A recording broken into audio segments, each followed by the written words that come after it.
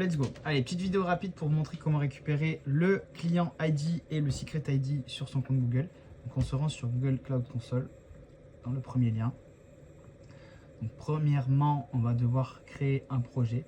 Donc là, par défaut, vous allez avoir My First Project. Moi, je ne vais pas l'utiliser. On va créer un projet exprès. Donc moi, ça sera pour de l'automatisation. Automation, voilà, très bien, créer. Donc une fois le projet créé, on fait attention à ce que le projet soit bien sélectionné.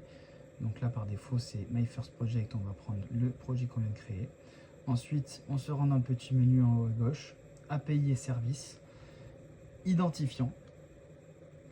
Donc là, il va falloir se créer un identifiant ici, créer des identifiants, ID, client, hop. Voilà, donc vous arrivez sur cette page, vous allez devoir d'abord configurer votre écran de consentement. Donc, configurer l'écran de consentement, c'est vite fait. Premier pas, nom de l'application. Allez, moi je mets Nuitel parce que c'est l'outil que j'utilise pour faire des automatisations. On met son email, suivant, cible externe, suivant, coordonnées, on va mettre, vous mettez votre email perso.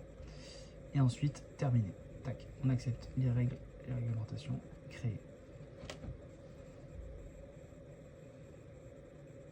Voilà, donc une fois créé, maintenant ce qu'on va pouvoir venir faire, c'est on retourne dans le menu API et services, bibliothèque.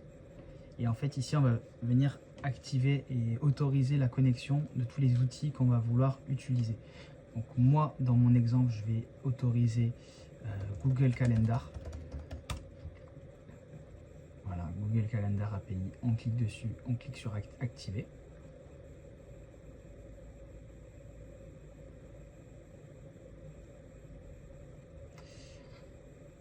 Voilà, une fois activé, on peut continuer à activer d'autres outils comme je vais avoir besoin du Drive par exemple. Google Drive API, activé.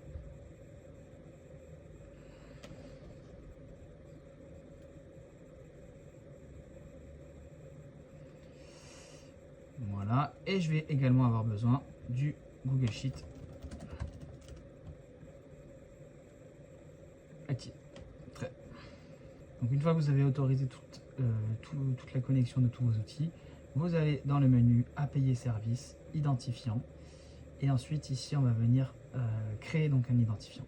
ID client, on suit les instructions pour une application web. Le nom de l'application, on va l'appeler automatisation IA.